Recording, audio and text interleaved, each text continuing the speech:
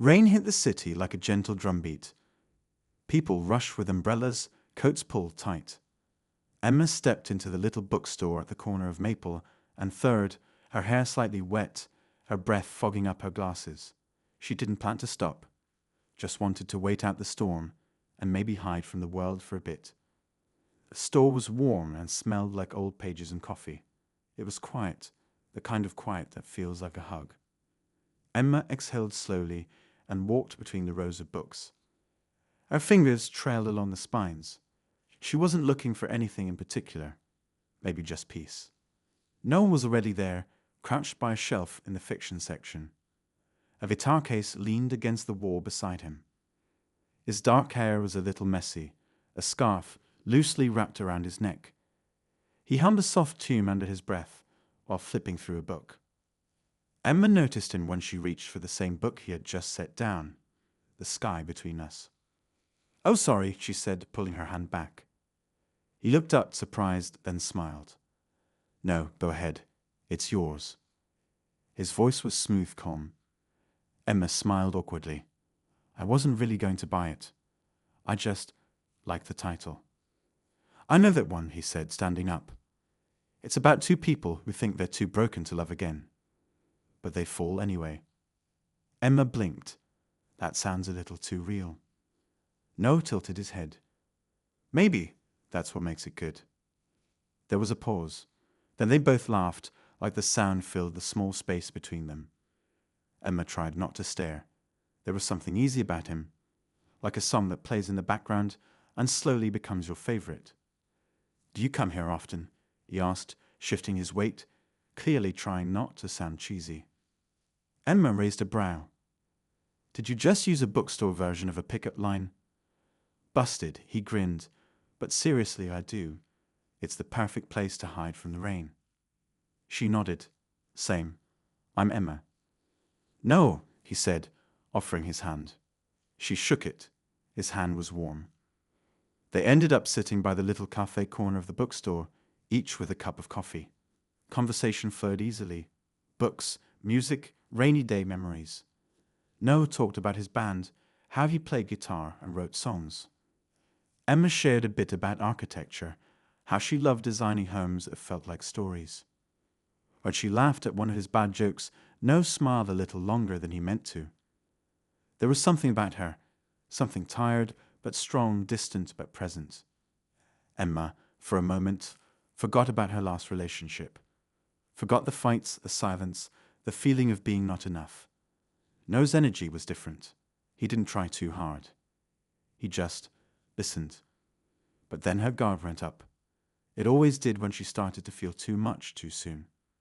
She sipped her coffee and glanced out the window. "I should probably go," she said softly. Noah nodded, not pushing. "Of course." She stood, pulling on her jacket. "It was nice meeting you," she said. "You too," he replied, slinging his guitar case over his shoulder. They walked out together. The rain had stopped, but the air was cool and fresh. At the corner, where they would part ways, Noah paused. "I don't know what your story is, Emma," he said, pulling a folded note from his jacket pocket. "But I'd like to be a part of the next chapter." Emma hesitated. He handed her the note. "Let me be the calm after your storm." And with a soft smile, Noah turned and walked away. Emma stood there, holding the note, heart pounding quietly in her chest. The sky was a soft shade of blue, with cotton-like clouds drifting slowly. The city was alive with music, laughter, and the colorful charm of the annual art festival. Emma hadn't planned on coming, but something about the sunshine and the smell of roasted almonds pulled her outside. She moved from booth to booth, smiling the paintings, the handmade jewelry, and the chalk artists creating magic on the pavement. For a moment, her mind was quiet. No thoughts of work, no memories driving her down. Then she heard a familiar voice. "Emma." She turned, startled. Noel stood there, sunglasses on, guitar case across his back, and a surprised smile spreading on his face. "We'd really have to stop meeting like this." She laughed. "You again?" I could say the same. They walked together, not in a hurry, just enjoying the day. A local band played a soft acoustic song nearby. Children laughed, vendors shouted, and the warm sun wrapped around them like a blanket. They stopped at a painting of a beach sunset. "I want to build a home like that one day," Emma said softly. "Big windows facing the sea. A place that feels peaceful." Noah looked at her. "You design places where people can heal." Emma looked away. His words felt too true. "What about you?" she asked. He smiled. "I want to write a song that someone listens to when they're heartbroken, and they feel just a little less alone." They walked for a while longer, sharing cotton candy and silly jokes. The spark between them wasn't loud. It was gentle, warm, and real. It felt like finding something they didn't know they had lost. But Emma's phone buzzed. She pulled it out and froze.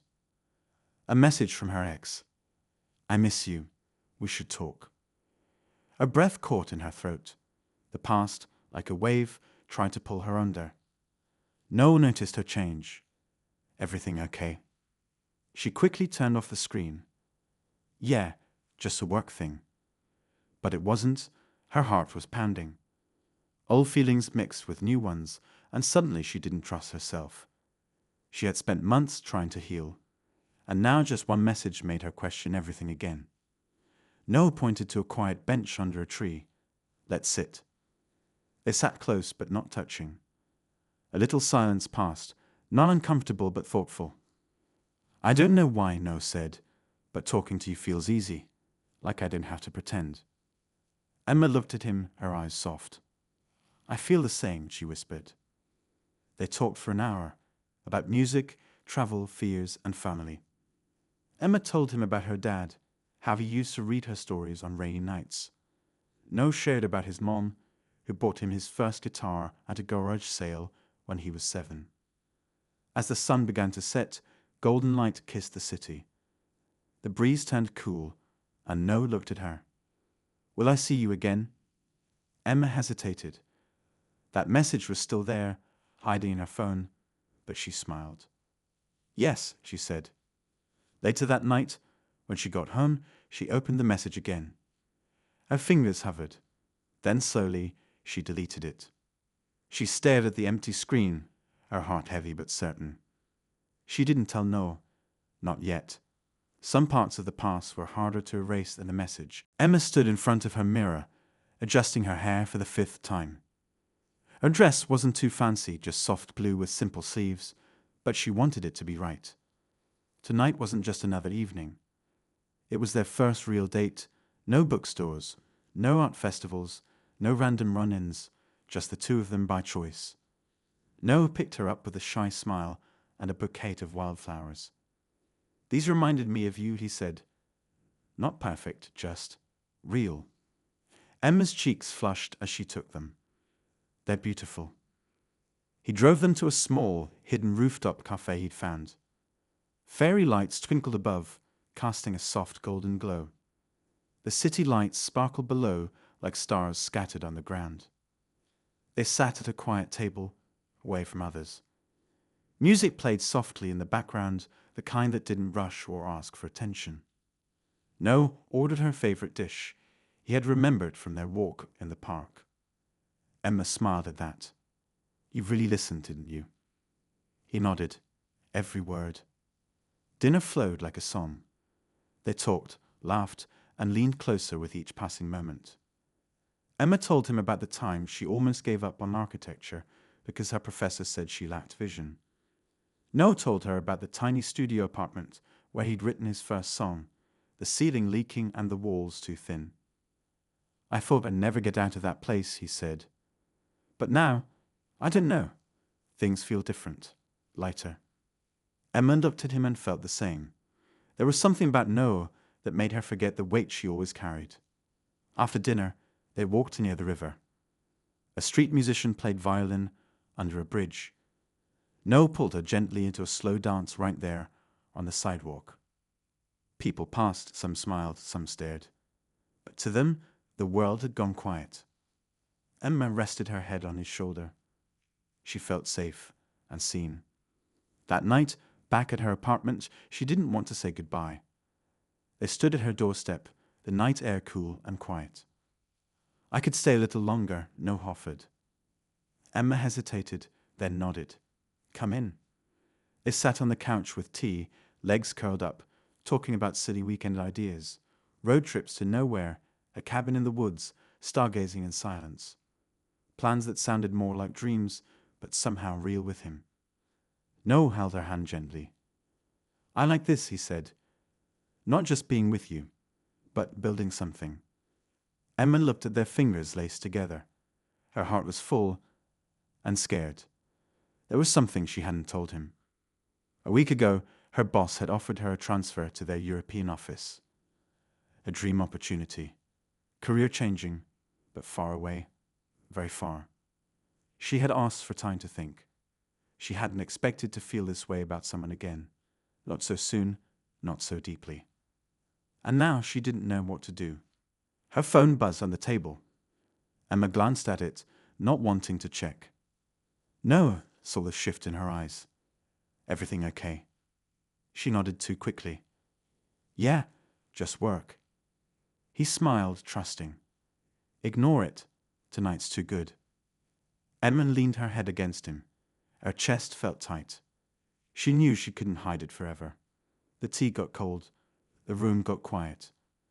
Noah kissed her forehead and stood to leave. Let's plan something this weekend, he asked. Emma nodded. Yeah, I'd love that. He walked away with a soft smile, and Emma stood at the window watching his car disappear. When she turned back, her phone lit up again. A message from her boss. We're expecting your answer tomorrow. Emma stared at the screen, frozen. The night didn't feel so light anymore. And outside, the fairy lights still twinkled, bright but distant. Emma stared at the ceiling in her office, her coffee untouched and cold beside her. She hadn't responded to the message. She hadn't told Noah. And every passing hour made it harder. She still smiled when he texted. She still sent hearts and jokes. But something had shifted. She wasn't calling as much. She cancelled the dinner plan. She said she was tired when she wasn't. She said work was busy when it wasn't. Noah felt it all. The change was small, but it was there, like cold air before a storm. He tried not to panic. Maybe she really was just tired. Maybe it was nothing. But the silence between texts grew louder. When he looked into her eyes lately, it was like she wasn't fully there. One evening, he stood outside the cafe where they had first danced. He waited for her, phone in hand, rereading their old messages. He smiled at her favorite emoji, the one she always used when she was teasing him. The one she hadn't sent in over a week. Emma didn't show up that night. She sent a short message instead, sorry. Something came up. Rain check. Noah closed his phone slowly and walked away. That night, he lay in bed, staring at the dark. He remembered her laughter echoing on the rooftop, the way she danced barefoot on the sidewalk, the way she whispered his name like a promise. And now it felt like she was slipping away. Again, and he didn't know why. Flashbacks filled his mind. Her hand in his, her stories about wanting a life filled with meaning, how she once said, "You feel like peace." He sat up, grabbed his guitar, and played the song he had started writing about her. The notes came slower now. Softer, unsure. The next day, he met Mia, one of Emma's friends, at the music store. She smiled and hugged him. "So, I guess you two are serious now, huh?" she teased. He smiled but didn't reply. Mia tilted her head. "You know about her offer, right?" No paused. "Offer. She didn't tell you." Mia blinked. "The big transfer. Europe. It's a huge deal." Noah's chest tightened. He shook his head, trying to stay calm. "When did this happen?" "Last week, I think," Mia said. She said she needed time to think. He nodded slowly. "Thanks." That night, he didn't call. He didn't text. He just sat alone in his studio, thinking. The truth didn't hurt because of the job. It hurt because she hadn't told him. The next day, he walked to her place. She opened the door, surprised. No, hey, I didn't know you were coming. He looked at her for a long moment. Can we talk? She stepped aside, letting him in. He sat on the edge of the couch, hands clasped. She sat across from him, nervously fidgeting with a cushion. How long have you known about the job? He asked quietly. Emma's breath caught. No. How long? He repeated, eyes steady. About a week, she said, barely above a whisper. He looked down, then back at her. And you weren't going to tell me. I was trying to figure it out, she said. I didn't want to mess things up. He stood slowly, not telling me. That messed things up. Emma stood too, reaching for him. Please don't walk away. He pulled his hand back gently. Were you ever going to tell me? Emma opened her mouth, but no words came. Noah looked at her one last time, his eyes full of hurt. Then he turned and walked out the door, leaving her alone in the silence. Outside, the wind picked up, and the sky looked like rain again. Emma didn't sleep much after Noah left. The sound of the door closing stayed with her, echoing the corners of her apartment. She stared at the window all night, watching the city lights blur behind raindrops. In her hands was the cushion she always held when he was near, the one she squeezed during their silly movie marathons, the one that still smelled a little like him. She didn't message him. Not the next day, not the one after that. She didn't know what to say that wouldn't sound like an excuse, so she said nothing and drowned herself in work instead. Meetings, designs, calls, deadlines. She said yes to everything her boss gave her, filling every hour, so she wouldn't have to feel the space where Noah used to be. At night, she fell asleep on the couch with her laptop open. The TV played softly in the background, but her heart was loud with memories, his voice, his laughter. The way he always noticed when she was too quiet and asked, "What's going on inside that head of yours?" Noah felt the silence too. He spent most of his days at the small music studio, playing his guitar until his fingers hurt. He wrote songs that sounded like her, some soft, some full of ache. He didn't perform them anywhere. He didn't even name them. He just played, hoping it would help the pain leave. But it didn't. Late at night, he'd lie in bed and remember the way her hair fell across her face when she was reading. The way she danced around his apartment in socks 2 sizes too big. The way she whispered thank you after their first kiss, like it had meant everything to her. And maybe it had. But something broke. Or maybe something had always been broken, and they were just noticing now. Emma's transfer was approved. Paris, 1 week. Her boss congratulated her. Her co-workers clapped, but inside she felt nothing. That night, she sat by her window with a mug of tea she didn't drink. Her packed suitcase sat quietly in the corner. She looked at her phone. No new messages from Noel. None from her either. She pulled out her notebook and stared at the blank page for a long time. Then she began to write. Dear Noel, I don't know where to begin, and maybe you'll never read this, but I have to try. You once told me that love is in the little things. The way someone remembers how you take your coffee, or how they hold your hand tighter in crowds. I think about that every day. You knew my coffee order after our second date. You always stood between me and the street when we walked. I didn't say it then, but those small things meant everything. I was scared, no. Not of you, of myself, of how much I was starting to need you. I've always run when things get real. I told myself I was strong because I could walk away before I got hurt. But with you, I didn't want to run.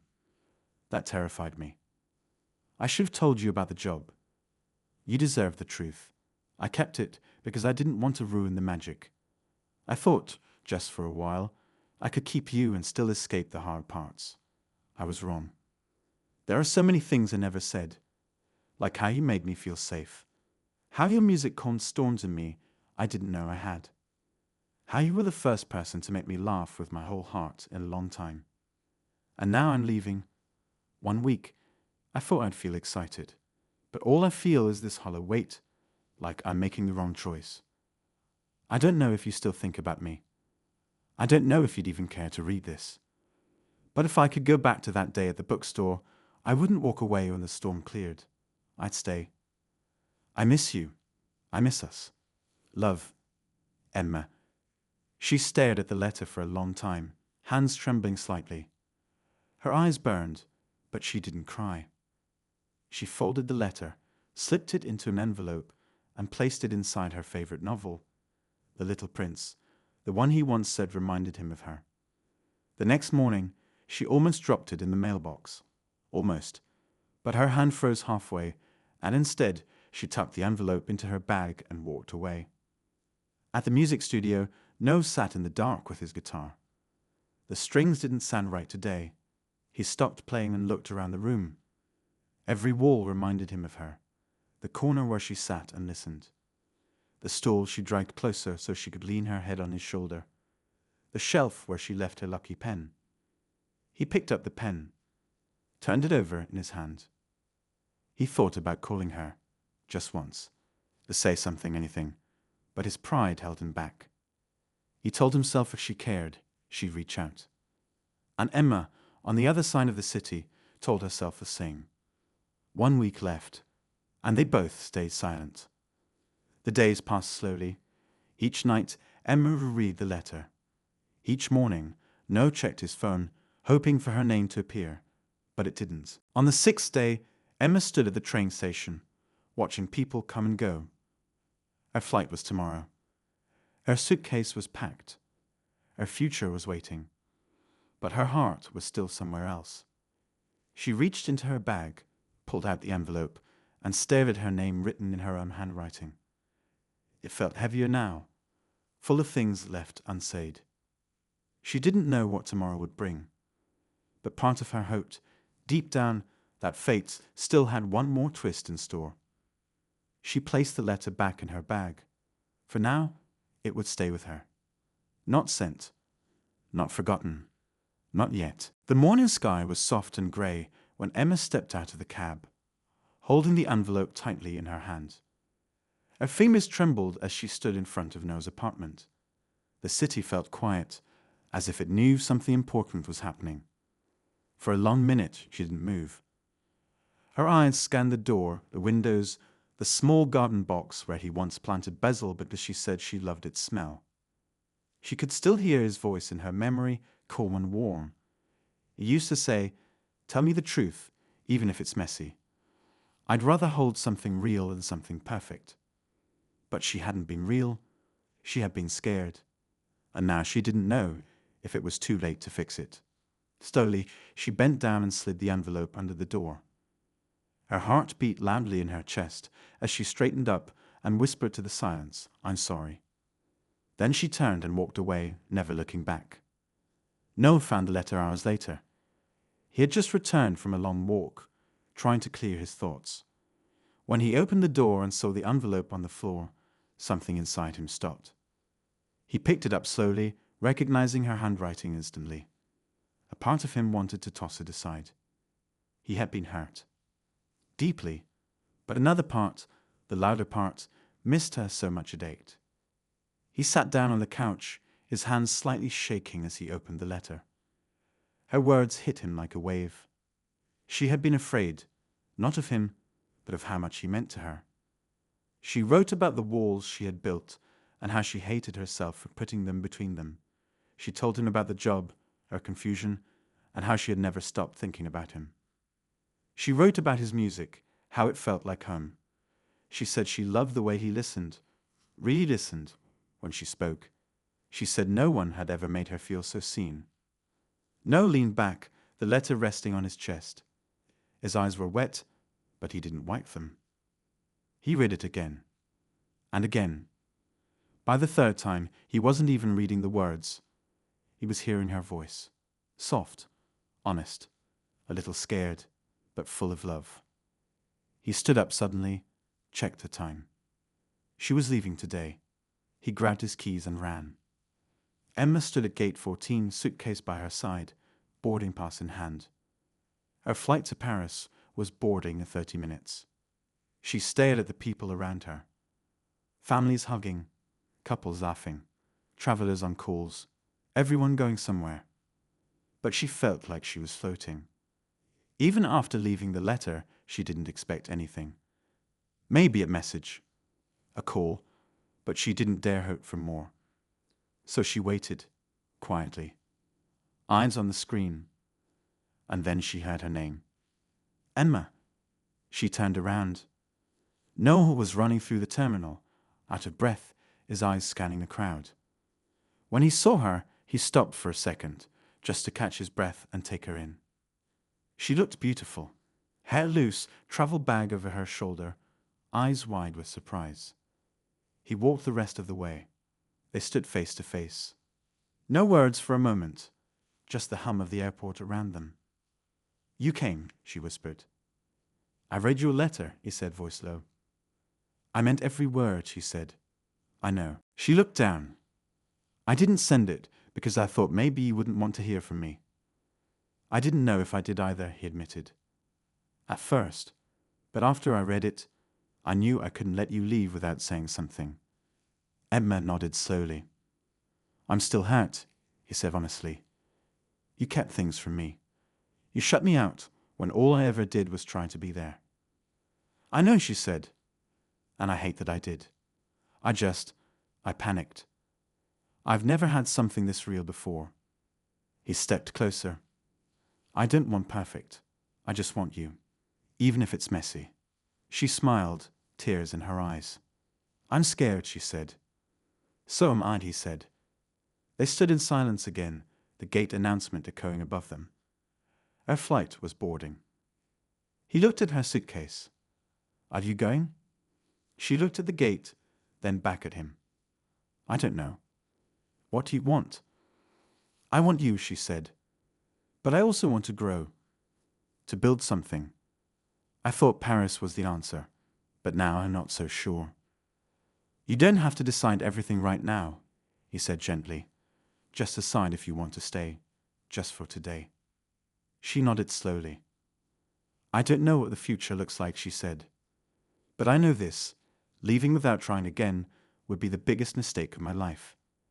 He reached out and took her hand. "So stay," he said. "Let's try. No promises and no pressure. Just us." Emma looked at the gate one last time, then at the man standing in front of her with his heart open. She smiled. "I guess Paris can wait." He laughed, relieved.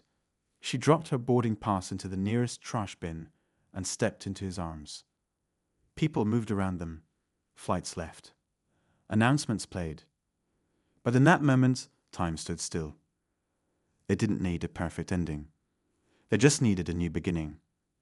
And they had it. Right there, at gate 14. The soft hum of the airport faded as Noah and Emma stood near the large glass window, watching planes take off into the wide blue sky. The gate behind them had closed. The flight to Paris was gone, but neither of them moved. They stood close, their hands gently holding each other's, eyes filled with emotions they didn't yet have the words for. Emma looked down at their joined hands. She could feel her heartbeat in her fingertips. Her chest was tight with emotion. She had just given up a big opportunity. But standing beside Noah, it didn't feel like a loss. It felt like something beginning. Noah turned to her, his voice low and steady. "Emma, I'm not going to ask you to stay for me," he said. "You don't owe me that. I just want one thing. I want you to choose, really choose, what you want. Not because of fear, not because of guilt, just your truth." His words were simple, but they hit her hard. He wasn't forcing her. He wasn't making promises he couldn't keep. He was giving her space and asking for her heart. Emma blinked back the tears. "You don't know how much that means to me." He gave her a small smile. "I think I do." She let out a shaky breath and nodded. "Then here's my truth," she whispered. "I choose you. I choose us." Noah's eyes softened. "Are you sure?" "I've never been more sure of anything in my life," she said. "I want to build something with you. Maybe we don't have it all figured out right now. Maybe there are things we still have to face, but I know I want to face them with you." He pulled her into a warm hug, holding her tightly, as if he never wanted to let go. Her head rested against his shoulder, and for a long time they said nothing. They just breathed. Together. Eventually, Emma stepped back slightly, looking up at him. "The Paris job isn't gone forever," she said softly. "They said I could take a few weeks to think things through. They want me, no, but I want you." He looked at her with quiet pride. "So maybe we don't have to give up everything. Maybe it doesn't have to be one or the other." Emma tilted her head. "What are you thinking?" "We take it slow," he said. "You go for a little while. I stay here, keep working on the music. We stay connected. We make a plan. Visits, calls, video chats, whatever it takes. And in a few months, we decide together where home is." Emma smiled through her tears. "I never thought I could do long distance." "Neither did I," he said, "but I've never felt this way about anyone before." She nodded. "Me neither." Their foreheads touched. They stayed like that for a moment, just feeling the closeness, the warmth, the strange peace that only comes after a storm.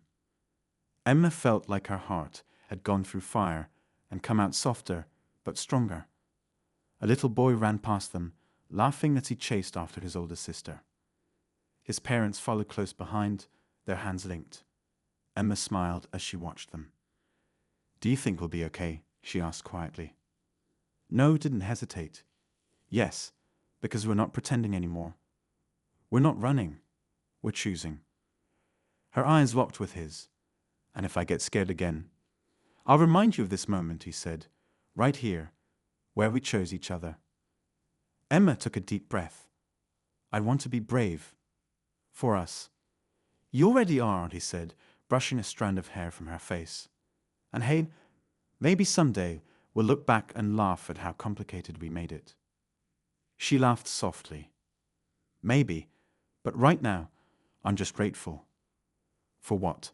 "For you, for second chances, for that rainstorm that brought us together." He chuckled. "Best accidental bookstore meeting of my life."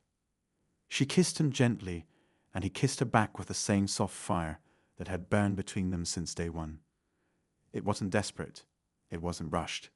It was full of trust, full of knowing. They walked out of the terminal hand in hand, the sun now shining outside. They didn't have all the answers, but they had something better. They had each other. And that was enough for now, for tomorrow, for whatever came next. Outside the airport, they stood by the taxi lane. Emma leaned on Noah's shoulder, her suitcase beside them. "So," she said, "should I cancel my hotel and stay at your place tonight?" He smiled. "Only if you're okay with hearing me play guitar at 2 a.m. She nudged him. "Only if you're okay with me leaving half-empty coffee mugs all over your apartment." "Deal," he said, grinning. They laughed, and in that moment there were two people who had faced heartbreak, confusion and fear, and still found their way back. When the cab arrived, Emma placed her bag in the trunk. But before getting in, she turned to Noah. "Wherever I go," she said, "don't let me forget this moment." He looked into her eyes and said, "Never. And wherever you go, I'll meet you halfway." The cab drove away, and Noah stood there, watching until it disappeared into traffic. He felt something stir in his chest. Not sadness, not loss, but hope. Love wasn't always about being in the same place. Sometimes it was about moving toward the same future, one choice at a time. And they had chosen each other. That was their beginning.